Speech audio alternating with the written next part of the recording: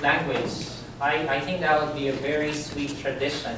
Anyone saying a prayer, if you can say it in your own language, that makes the diversity alive. All right, so, oh yes, please, because you're a new president, right? So welcome. Yeah, if you can just write your name on the bottom, then I will update the list.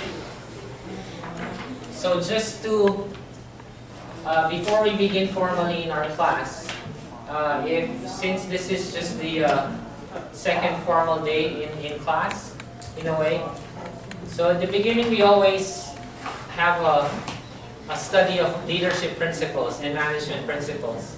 And then you're given a homework, and a simple homework, because today is what we call a boardroom meeting. Oh, I forgot room. A boardroom meeting. We've been trying to establish this class as professional as we can. I don't know when we're just waiting for the shirts, yeah, Corbin. Everybody will be given a shirt for those who are registered in class. So we will have kind of a uniform with our logo as presidents. But just to let you know, once the shirts comes in, we would like to invite everybody to come in smart casual attire.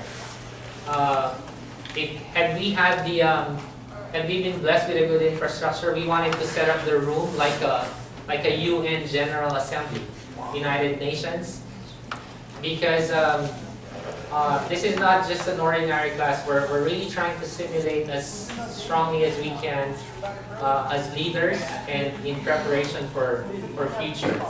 So we'll just update you.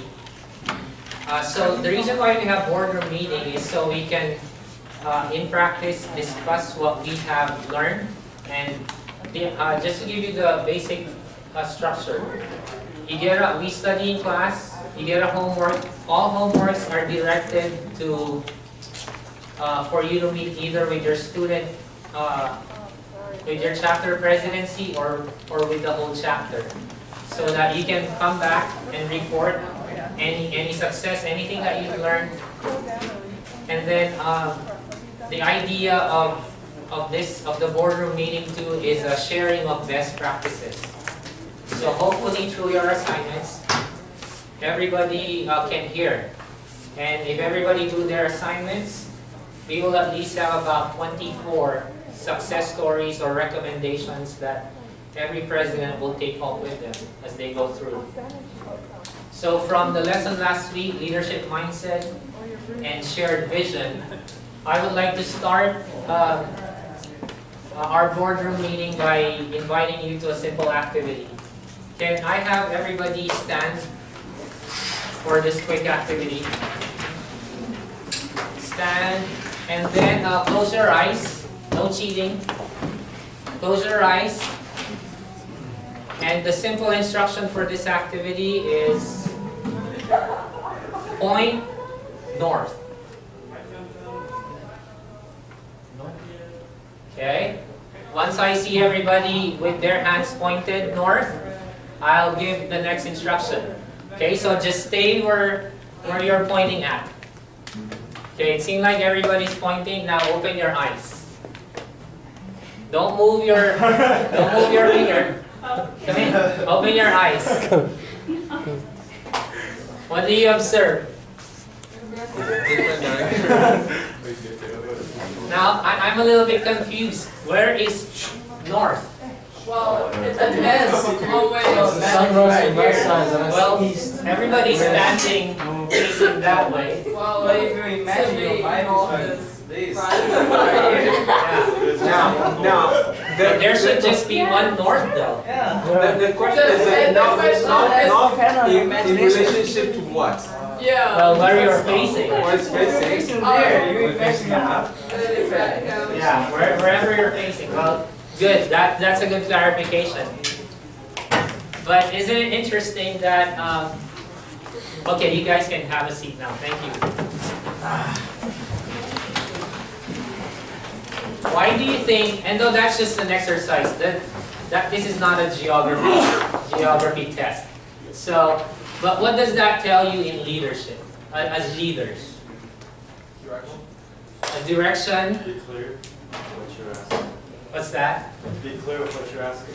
Be clear of what you're asking for the question. That's on my end. Let's assume that I ask with clarity. Pointing north, would it have made your answer different? If, for example, the question, point north from wherever you're standing, would you have changed your answer?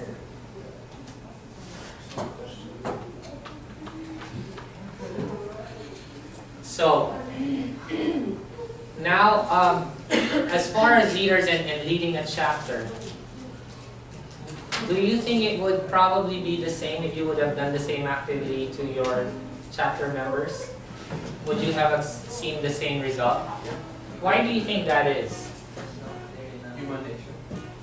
It's human nature that not all of us know about geography. Because everyone interprets directions differently. And then everyone interprets direction differently.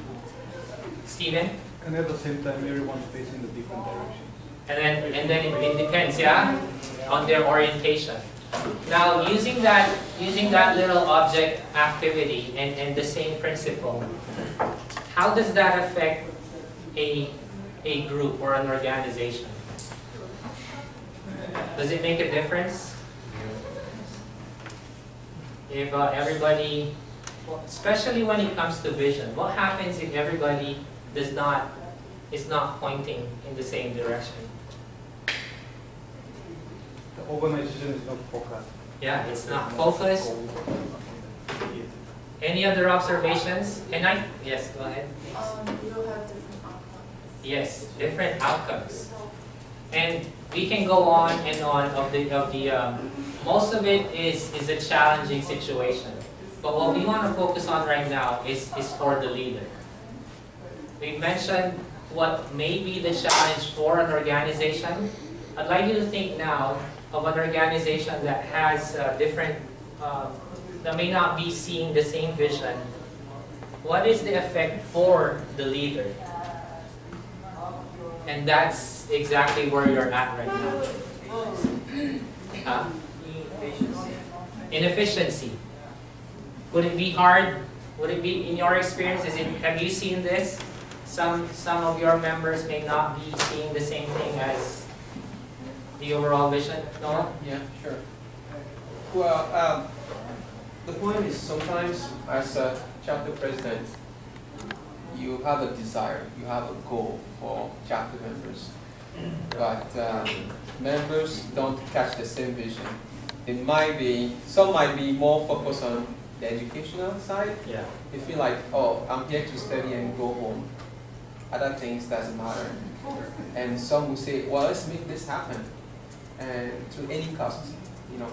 So it's kind of everyone has different vision, and if you don't bring them together in one direction, knowing that okay, education is very important, but you have to make this also happen because it's part of your education. Correct.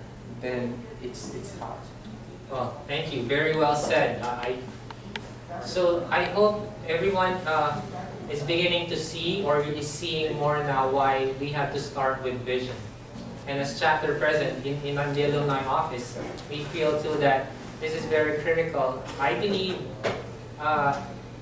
if we can have everybody seeing the same vision, I think we're almost there in helping our chapter presidents. That is why in our first boardroom meeting, for those who were here last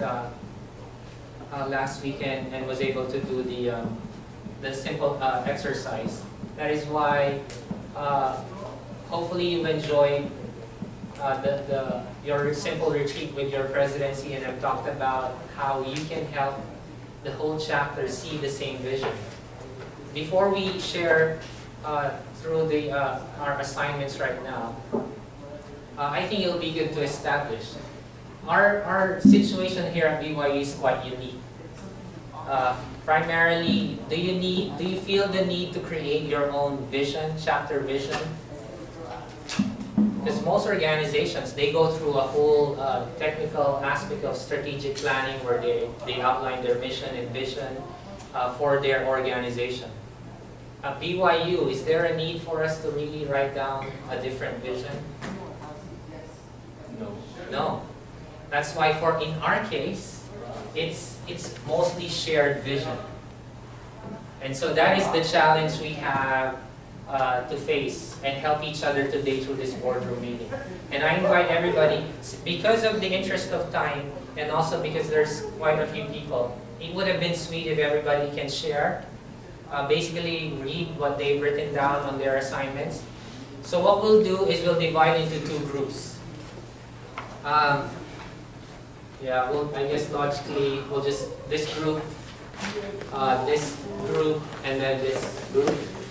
So we'll have 3 groups, and about 15 minutes, maybe 2 minutes per student in your group.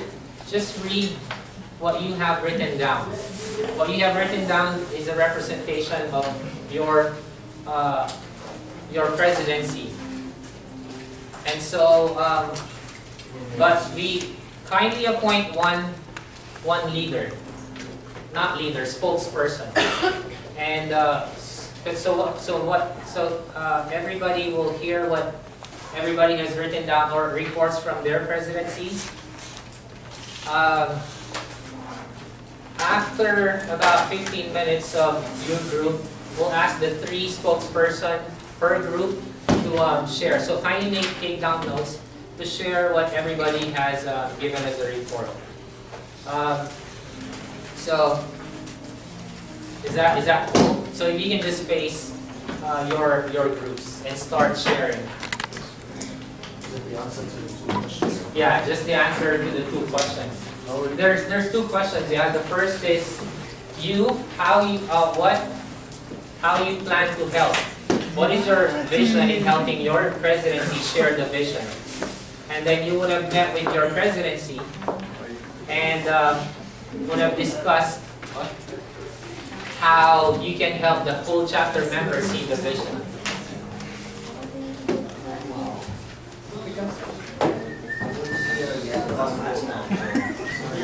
I guess, all right, it might be easier just this 4. So there's 4 groups. 4 groups.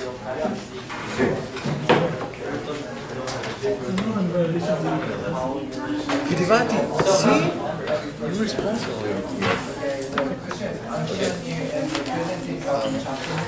Athena, you want to start? Always prepared. Okay, so the first question is, how can you help your president to share the vision and mission of you in Hawaii? Remind them of being samples by being leaders of the Latino Club, right? Because I'm doing on my presidency, and tell them that we're going to be leaders someday, like in the bigger scale, you know. That's pretty much right. A little bit. We know if we do the right things in the Latino Club presidency for Hawaii, they're going to all these opportunities. We give them the necessary tools to achieve the goals they have in the future as leaders. And we will get together to all the companies and You have to speak all the companies events as well. technology.